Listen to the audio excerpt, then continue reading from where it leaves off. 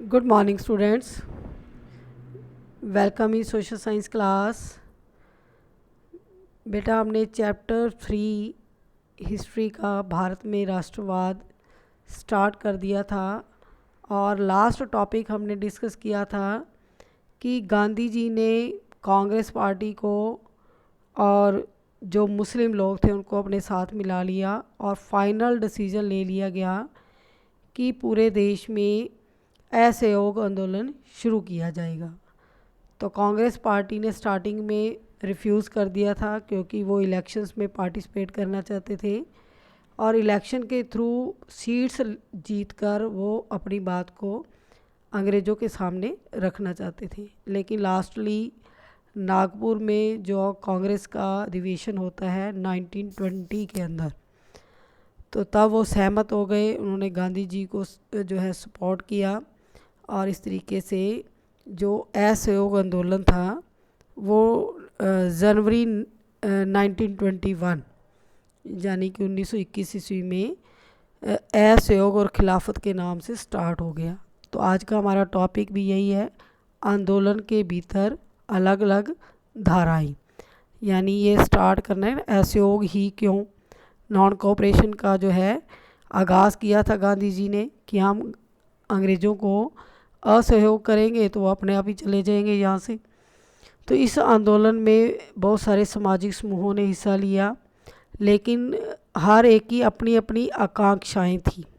ये important topic है, बड़ा मूवमेंट है और इसके ऊपर 5 मार्क्स का क्वेश्चन आता है। तो असहयोग आंदोलन गांधी जी ने उसके कार्यक्रम बनाए थे कि किस तरीके से हमने स्टार्ट करना है।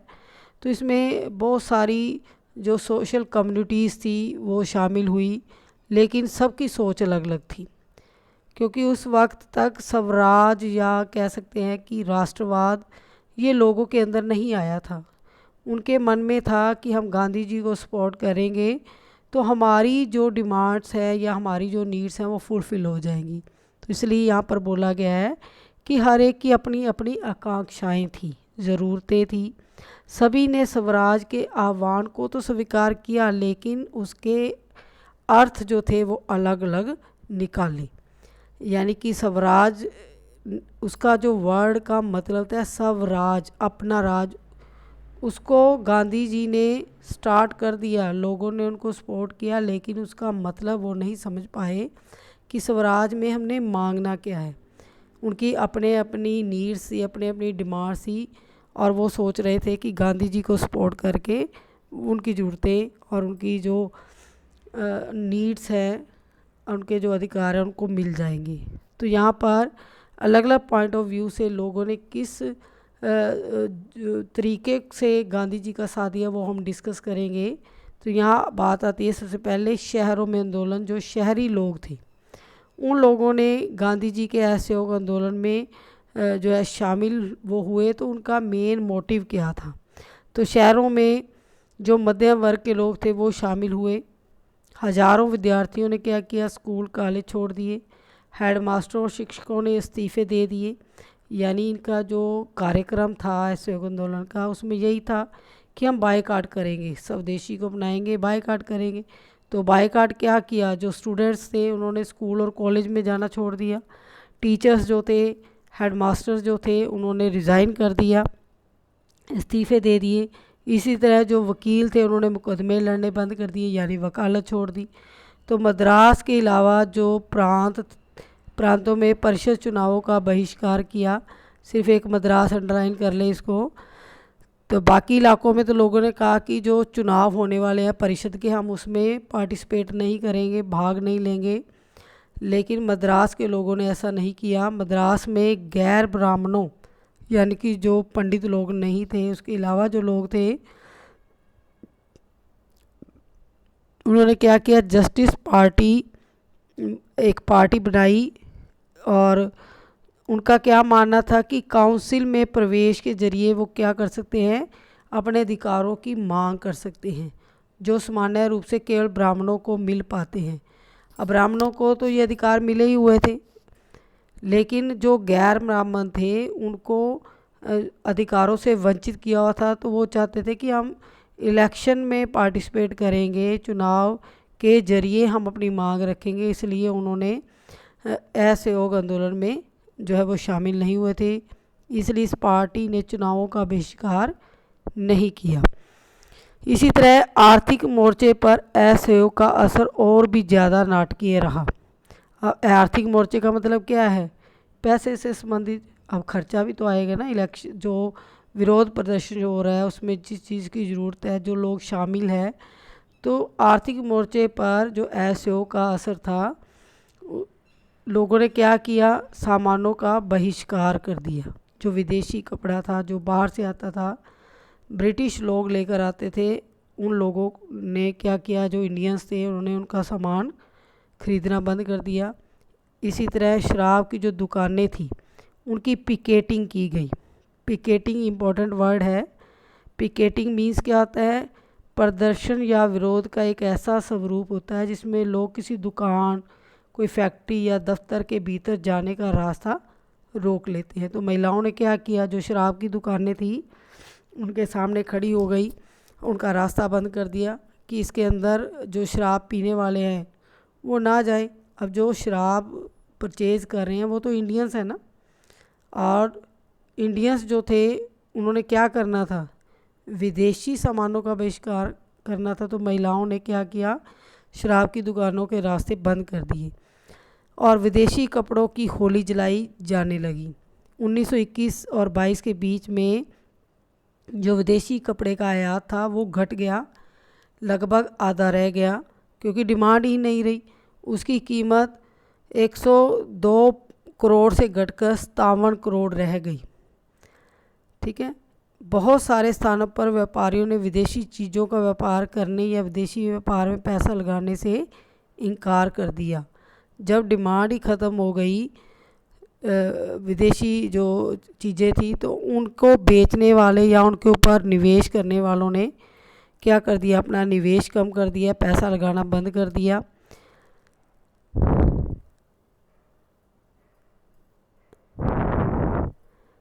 बहुत सारे स्थानों पर व्यापारियों ने विदेशी चीज़ों का व्यापार करना और उसके ऊपर इन्वेस्टमेंट करना बंद कर दिया और बहिष्कार आंदोलन ऐसा फैला और लोग आयातित कपड़े को छोड़कर केवल भारतीय कपड़े पहनने लगे।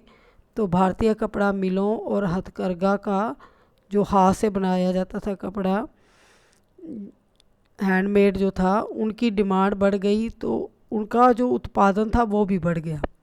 यानी कि अंग्रेज़ों ने जो मशीनों से यहाँ पर काम करना शुरू किया, मशीनी कपड़े बनाने शुरू किए, और वो उनकी फिनिशिंग, उनकी कलरिंग को देखकर जो इंडियंस थे वो ज़्यादा ख़रीदते थे और चीप भी थे।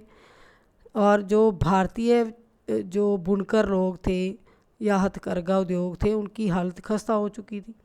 लेकिन गांधी जी ने जैसे ही असहयोग आंदोलन स्टार्ट किया और विदेशी कपड़े के बहिष्कार की वजह से जब देसी कपड़े का जो है मांग बढ़ गई, तो क्या हुआ, उनका उत्पादन बढ़ने लग गया। कुछ समय बाद शहरों में यह आंदोलन धीमा पड़ने लगा। अब यहाँ हमने 2 टॉपिक पढ़ लिए इसी के अंदर कि शहरों के अंदर जो पढ़े लिखे लोग थे, मध्यम वर्ग के लोग थे, उन्होंने बढ़ चढ़ कर भाग लिया।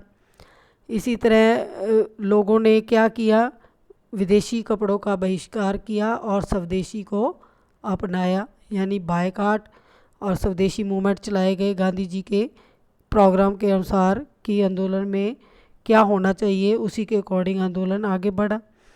लेकिन धीरे धीरे यह आंदोलन क्या हो गया, धीमा पड़ने लग गया।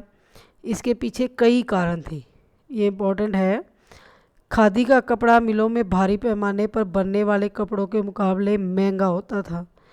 जो हाथ से बना कपड़ा था उसमें टाइम भी ज़्यादा लगता है, ठीक है, और लेबर की ज़रूरत पड़ती है।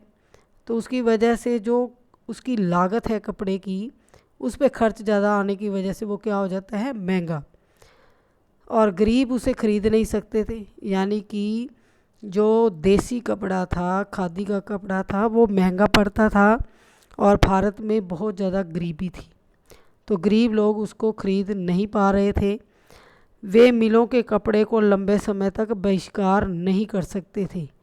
यानी कि ये उनकी मजबूरी थी कि जो महंगा कपड़ा है वो ख़रीद नहीं सकते और सस्ता कपड़ा बहिष्कार करने के लिए बोला जा रहा है। तो ये मूवमेंट में ज़्यादा देर तक नहीं टिके जो गरीब लोग थे। दूसरा, ब्रिटिश संस्थानों के बहिष्कार से समस्या पैदा हो गई। अब जितनी भी ये डॉक्टर वकील थे उन्होंने अपनी जॉब छोड़ दी थी, लेकिन उसका कोई अल्टरनेट नहीं था कि वो अंग्रेज़ों की जॉब को छोड़ेंगे तो कोई उनको और कहीं एम्प्लॉयमेंट मिल जाएगी, रोज़गार मिल जाएगा। तो ये प्रोग्राम जो था, इसलिए भी जो मूवमेंट था वो धीमा पड़ा कि अगर लोगों के पास कोई विकल्प होता, लोग अंग्रेज़ी जॉब को छोड़कर देसी जॉब उनको मिल जाती, तो शायद ये आंदोलन सक्सेसफुल रहता। तो इसका धीमा पड़ने का सेकंड रीज़न क्या था कि जो ब्रिटिश संस्थान थे उनकी जगह पर जो भारतीय संस्थान थे उनकी स्थापना नहीं की गई थी। आंदोलन की कामयाबी के लिए वैकल्पिक भारतीय संस्थानों की स्थापना जरूरी थी, यानी कि ये आंदोलन सफल रहता अगर कोई विकल्प उसका बनाया जाता। विद्यार्थी और शिक्षक सरकारी स्कूलों में लौटने लगे, वकील दोबारा सरकारी अदालतों में दिखाई देने लगे। जैसे इनकी इनकम ख़त्म हुई, अब सरवाइव कैसे करेंगे, प्रॉब्लम हो गई, तो वैसे धीरे धीरे विद्यार्थी अपने स्कूल कॉलेजों में जाना उन्होंने शुरू कर दिया। इसी तरह जो टीचर्स थे वो भी अपनी जॉब पर वापस लौटने लगे, वकील जो थे वो वकालत करने लग गए, क्योंकि कोई विकल्प उनके पास नहीं था। स्टार्टिंग में ये मूवमेंट बड़े ज़ोर शोर से आगे बढ़ा, लेकिन धीरे धीरे जैसे इसके रिज़ल्ट्स आए, लोगों को प्रॉब्लम्स हुई, गरीबी पहले ही थी देश में, तो जैसे ही समस्या आई तो उन्होंने क्या किया, धीरे धीरे फिर दोबारा अपनी उन्हीं जॉब्स में लौटने लग गए।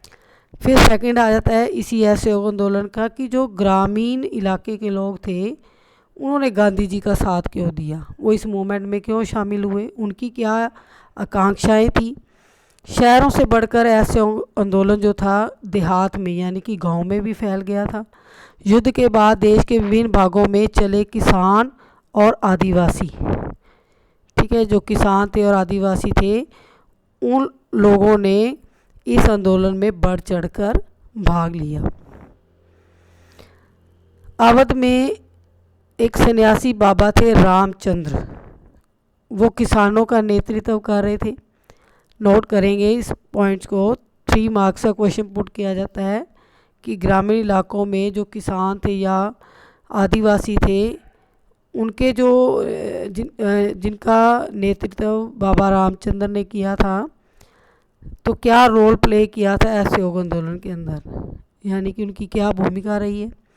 बाबा रामचंद्र इससे पहले फिजी में गिरमिटिया मजदूर के तौर पर काम कर चुके थे, यानी इनको एक्सपीरियंस था आंदोलन में क्या किया जाता है या जो भी कोई स्ट्राइक्स वगैरह है उसमें क्या किया जाना चाहिए, तो इनको सारी नॉलेज थी। इसलिए इन्होंने क्या किया, अवध में जो लोग थे उनका नेतृत्व किया। गिरमिटिया मजदूर टॉपिक ये जो साइड में दिया हुआ है, नोट करेंगे इसको। गिरमिटिया क्या होता है? गिरमिटिया औपनिवेशिक शासन के दौरान बहुत सारे लोगों को काम करने के लिए फिजी, गियाना, वेस्ट इंडीज़ इन स्थानों पर ले जाया गया, यानी कि भारत से जो बंधुआ मजदूर थे, जो लेबर थी, उनको फिजी, गियाना और वेस्ट इंडीज़ यहाँ पर बागान थे अंग्रेज़ों के, वहाँ पर ले जाया गया और बाद में गिरमिटिया कहा जाने लगा। गिरमिट मीन्स क्या था? एग्रीमेंट, यानी कि एक अनुबंध के तहत पर कॉन्ट्रैक्ट किया इनके साथ और इनको वहाँ पर एक मजदूर बनाकर बागानों में छोड़ दिया। ये मजदूर गिरमिट कहने लगे। अब इन्हें बोलना तो आता नहीं था कि क्या होता है गिरमिटिया या एग्रीमेंट, तो गिरमिट यानी कि ये गिरमिट के तहत पर मजदूर आया हुआ है, मजदूर का नाम ही क्या बन गए? गिरमिट, जिससे आगे चलकर इन मजदूरों को गिरमिटिया मजदूर कहा जाने लगा।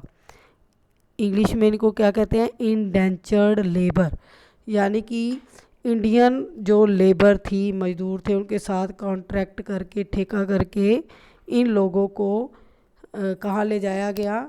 फिजी, गियाना और वेस्ट इंडीज़ के द्वीप समूहों में, और वहाँ पर बागानी खेती में इनको इन्वॉल्व किया गया। तो गिरमिटिया तौर पर बाबा रामचंद्र जो थे वो काम कर चुके थे। उनका आंदोलन ताल्लुकदारों और जमींदारों के खिलाफ था, जो किसानों से भारी भरकम लगान और तरह तरह के कर वसूल कर रहे थे। किसानों को बेगार करनी पड़ती थी। बेगार क्या होता है बेटा? बिना किसी पारिश्रमिक के काम करवाना, यानी कि बिना पैसे दिए किसी से लेबर वर्क करवाना। तो पट्टेदार क्या करते थे? पट्टेदार के तौर पर उनके पट्टे निश्चित किए जाते थे और उन्हें बार बार पट्टे की ज़मीन से हटा दिया जाता था, ताकि ज़मीन पर कोई अधिकार स्थापित न हो सके। रेंट पर देते थे, पट्टे पर ज़मीन देकर किसानों से खेती करवाते थे। वो किसानों के मालिक नहीं हो जाते थे, इसलिए उनको चेंज करते रहते थे ताकि कोई उसके ऊपर अपना कब्जा ना कर ले या अपना हक ना जमाए। किसानों की मांग थी कि लगान कम किया जाए। अब ये जो बेगारी कर रहे थे, ये किसान क्या चाहते थे कि लगान जो है, जो टैक्स है, यानी कि पहले ही वो पट्टे पर रेंट पर लेकर काम कर रहे हैं किसी खेत के अंदर, और उसके ऊपर उनको बहुत सारा टैक्स देना पड़ता है। बेगारी ख़त्म हो, यानी कि जिस बेगान में वो मजदूरों के रूप में काम कर रहे हैं तो उनको उसके बदले में पैसा दिया जाए। दमनकारी जमींदारों का सामाजिक बहिष्कार किया जाए। जो जमींदार उनसे बेगारी करवाते थे, बिना पारिश्रमिक दिए काम लेते थे, जमींदारी सिस्टम को वो ख़त्म करवाना चाहते थे। इसलिए ये लोग शामिल हो रहे थे गांधी जी के आंदोलन में। बहुत सारे स्थानों पर जमींदारों को नाई धोबी की सुविधाओं से भी वंचित करने के लिए पंचायतों ने नाई धोबी बंद फैसला लिया।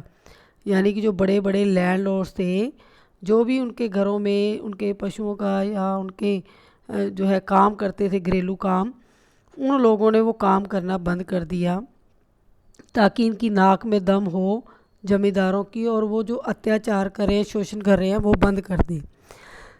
तो जून 1920 में जवाहरलाल नेहरू ने अवध के गाँवों का दौरा किया और गांव वालों से बातचीत की कि उनकी व्यथा समझने का प्रयास किया जाए। तो गांधी जी वहाँ पर प्रचार करने के लिए गए हुए थे अवध के अंदर। तो उस समय किसानों की बहुत समस्या चल रही थी। तो किसानों ने नेहरू जी के सामने अपनी समस्या रखी और नेहरू जी ने बड़े ध्यान से सुना, और अक्टूबर तक जवाहरलाल नेहरू और बाबा रामचंद्र और कुछ अन्य जो पॉपुलर लोग थे, उनके नेतृत्व में अवध के अंदर एक किसान सभा का संगठन किया, और महीने भर में इस पूरे इलाके के गांवों के संगठन की 300 ज़्यादा शाखाएं बन चुकी थी। यानी कि वहाँ पर जो फार्मर्स, जो पीजेंट्स यूनियन थी, लेबर यूनियन थी, वो बन चुकी थी। लोग इतने मतलब उनमें उत्साह आ गया था नेहरू जी के साथ देने की वजह से कि उन्होंने अपनी छोटी छोटी यूनियंस बना ली थी। अगले साल जब असहयोग आंदोलन शुरू हुआ तो कांग्रेस ने अवध के किसान संघर्ष को इस आंदोलन में शामिल करने का प्रयास किया, लेकिन किसानों के आंदोलन में ऐसे स्वरूप विकसित हो चुके थे जिनसे कांग्रेस का नेतृत्व खुश नहीं था। 1921 में जब आंदोलन फैला तो जो ताल्लुकदार थे, कॉन्ट्रैक्टर थे और व्यापारियों के मकानों पर हमले होने लगे। अब किसानों को जब लगा कि उनकी कोई सुनवाई नहीं हो रही, कांग्रेस पार्टी भी उनको इम्पोर्टेंस नहीं दे रही, क्योंकि नेहरू जी कांग्रेस पार्टी के ये अध्यक्ष थे, हेड थे, और उनकी वजह से ही वहाँ पर एक किसान सभा का संगठन हुआ था। तो वो लोग जो हैं विरोध करने लगे, ताल्लुकदारों और जो जमींदार थे उनके घरों पर अटैक करने लगे, बाज़ारों में लूटपाट होने लगी, अनाज के गोदामों पर कब्जा कर लिया उन्होंने, और बहुत सारे स्थानों पर स्थानीय नेताओं जो किसानों को समझा रहे थे कि गांधी जी ने ऐलान कर दिया है कि अब कोई लगान नहीं भरेगा, ज़मीन गरीबों में बांट दी जाएगी, और जो स्थानीय नेता थे, यानी कि नॉलेज उनको नहीं होती थी, पढ़े लिखे नहीं थे, उन्होंने गांधी जी के ऐसे आंदोलन को क्या रूप दिया कि गांधी जी ही कह रहे हैं कि हमने अब अंग्रेज़ों को कोई लगान नहीं देना। तो ऐसा कुछ नहीं था आंदोलन के अंदर। आंदोलन में तो मेन मोटिव क्या था कि हमने जो विदेशी वस्तुएं हैं उनका बायकॉट करना है और स्वदेशी को अपनाना है। लेकिन जैसे ये अफवाहें फैली स्थानीय लोगों के अंदर, उन्होंने एक दूसरे को क्या बताया कि गांधी जी ही बोल रहे हैं कि लगान जो है अब हम नहीं देंगे, और महात्मा का नाम लेकर लोग अपनी सारी कार्रवाई और आकांक्षाओं को सही ठहरा रहे थे। यानी जो वो एक्शन कर रहे थे, अटैक कर रहे थे बिल्डिंग से ऊपर, ज़मींदारों को मार रहे थे, आग लगा रहे थे जगह जगह पर, अब वो सारा सोच रहे थे कि गांधी जी का जो है आदेश उसका वो पालन कर रहे हैं। यानी कि जो आदिवासी थे, किसान थे, उन्होंने अपनी डिमांड्स को पूरा करने के लिए गांधी जी का असहयोग आंदोलन में साथ दिया, जबकि आकांक्षाएं उनकी अपनी थी। उनको ज़रूरत थी कि उनकी जो गिरमिटिया सिस्टम है, बेगारी सिस्टम है, वो ख़त्म हो जाए। अब आदिवासी भी जो थे उन्होंने भी गांधी जी का साथ दिया। अब उनके क्या मेन मोटिव थे? आदिवासी किसानों ने महात्मा गांधी के संदेश और स्वराज के विचार का कुछ और ही मतलब निकाला। अब जितनी उनकी समझ थी उसके हिसाब से उन्होंने गांधी जी के मूवमेंट को लिया। जैसे आंध्र प्रदेश की गुडेम पहाड़ियाँ हैं, और 1920 के दशक की शुरुआत में एक उग्र गुरिल्ला आंदोलन जो है वहाँ फैल गया। कांग्रेस इस तरह के संघर्ष को कभी स्वीकार नहीं कर सकती थी। यानी जो आदिवासी थे, जो जंगलों में रहते थे, वो भी गांधी जी के आह्वान पर, असहयोग आंदोलन के आह्वान पर गांधी जी के आंदोलन में शामिल हो गए। स्वराज का उन्होंने कुछ और ही मतलब निकाल लिया। तो ये सब जो आदिवासी थे आंध्र प्रदेश की पहाड़ियों में रहने वाले थे। उन पहाड़ियों का नाम क्या था? गुडेम। ये पहाड़ियों का नाम है आंध्र प्रदेश की। तो वहाँ पर गुरिल्ला आंदोलन फैल गया। गुरिल्ला क्या होता है? जो पहाड़ियों के अंदर छुप जाते हैं, सामने आकर नहीं युद्ध करते। तो ऐसी जब घटनाएं आदिवासियों के कबीलों में भी होने लगी तो कांग्रेस को ये सब पसंद नहीं था। वो ऐसा कुछ नहीं चाहते थे। अन्य जो थे वन क्षेत्रों की तरह यहाँ भी अंग्रेज सरकार ने बड़े बड़े जंगलों में लोगों के दाखिल होने पर पाबंदी लगा दी थी। लोग इन जंगलों में न तो मवेशियों को चरा सकते थे और न ही जलावन के लिए लकड़ी और फल बीन सकते थे।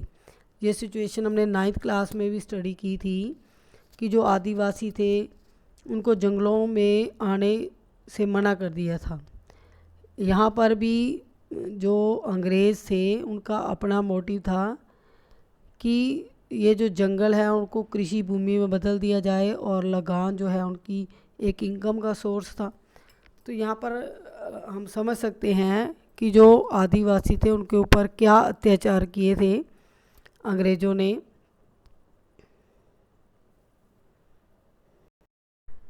यानी कि आदिवासियों की सभी गतिविधियों पर रोक लगा दी थी। अब आदिवासी ना तो जंगलों से लकड़ी ले सकते थे जलाने के लिए, ना ही वहाँ से फल जो थे बीन सकते थे, मवेशियों को नहीं चरा सकते थे। इससे लोगों के अंदर क्या हो गया? गुस्सा आ गया, क्योंकि वो बहुत ज़्यादा परेशान थे जब उनकी मूवमेंट्स के ऊपर ही रेस्ट्रिक्शंस लग गई। न केवल उनकी रोजी रोटी पर असर पड़ा था, बल्कि उन्हें लगता था कि उनके जो परंपरागत यानी कि जो शुरू से उनको अधिकार मिले हुए हैं वो छीने जा रहे हैं। यानी कि जंगलों के ऊपर वो अपना अधिकार समझते थे। अब उन्हीं जंगलों में उनको जाने से मना कर दिया। जब सरकार ने उन्हें सड़कों के निर्माण के लिए बेकार करने पर मजबूर किया तो लोगों ने क्या कर दिया? बगावत। उनका नेतृत्व किया था अलूरी सीताराम राजू ने। ये भी एक इम्पॉर्टेंट करैक्टर है। पहला पढ़ा हमने बाबा रामचंद्र, वो किसानों का नेतृत्व कर रहे थे, और आदिवासियों का नेतृत्व कर रहे थे अलूरी सीताराम राजू। उनका क्या मानना था कि उनके पास बहुत सारी शक्तियाँ हैं। क्या सोचते थे वो? लोगों को क्या कहते थे कि उनके पास जादुई शक्तियाँ हैं। वो खगोलीय अनुमान लगा सकते हैं, यानी कि ग्रहों का अनुमान लगा सकते हैं, लोगों को स्वस्थ कर सकते हैं, और गोलियां भी उन्हें नहीं मार सकती। यानी अंधविश्वासी थे वो। लोगों के बीच में उनकी जो इमेज थी वो क्या थी कि वो एक तरह के क्या है, मैजिशियन है। उनके ऊपर गोलियां भी असर नहीं करती, ठीक है, और उनको जो है खगोल का, स्पेस की जानकारी है। राजू के व्यक्तित्व से चमत्कृत विद्रोहियों को विश्वास था कि वह ईश्वर का अवतार है। अब जो आदिवासी लोग थे वो उन्हें भगवान के रूप में मानते थे। जब वो कहते हैं कि उनके पास इतनी शक्तियां हैं, तो लोग भी उनके दबाव में थे, उनके प्रभाव में थे। राजू महात्मा गांधी की महानता के गुण गाते थे, ठीक है, और अपने आप को गांधी जी का फॉलोवर कहते थे। और उनका मानना था कि लोग जो हैं गांधी जी को फॉलो करें, खादी पहने, शराब को छोड़ दें। साथ ही उन्होंने यह भी कहा कि भारत जो है अहिंसा के बल पर नहीं, केवल बल प्रयोग के जरिए ही आज़ाद हो सकता है। लोगों को वो क्या कहते थे कि वो गांधी जी के बहुत बड़े भक्त हैं, लेकिन साथ में ये भी कहते थे कि अगर हमें आज़ादी लेनी है, हमें फ्रीडम चाहिए, तो वो किसके ऊपर चलकर मिलेगी, हिंसा के ऊपर। यानी पत्थर का जवाब पत्थर से देकर ही हमें आज़ादी मिल सकती है। यानी कि वो इस सोच के रखते थे और वैसे कहते थे कि वो गांधी जी के फॉलोवर हैं। और गांधी जी ने कभी भी हिंसा का मार्ग अपनाने के लिए नहीं बोला था। तो गुडेम विद्रोहियों ने पुलिस थानों पर हमले कर दिए, ब्रिटिश अधिकारियों को मारने की कोशिश की। जो विद्रोही थे यानी कि जो आदिवासी थे गुडेम के, उन्होंने असहयोग आंदोलन में शामिल होकर क्या किया, जो ब्रिटिश अधिकारी थे उनके ऊपर अटैक कर दिया, पुलिस थाने उनके जला दिए और स्वराज प्राप्ति के लिए गुरिल्ला युद्ध चलाते रहे। यानी कि गुरिल्ला छुप कर मारते थे, सामने फ्रंट में नहीं आते थे, और बहुत ज़्यादा इन्होंने पुलिस चौकियों को जलाया था। तो 1924 में राजू को पकड़ लिया और उसको फांसी की सज़ा दे दी गई। और राजू अपने लोगों के बीच में क्या बने रहे, लोक नायक, पॉपुलर थे, लोग उन्हें पसंद करते थे। नेक्स्ट टॉपिक हम नेक्स्ट वीडियो में डिस्कस करेंगे। Till then good bye.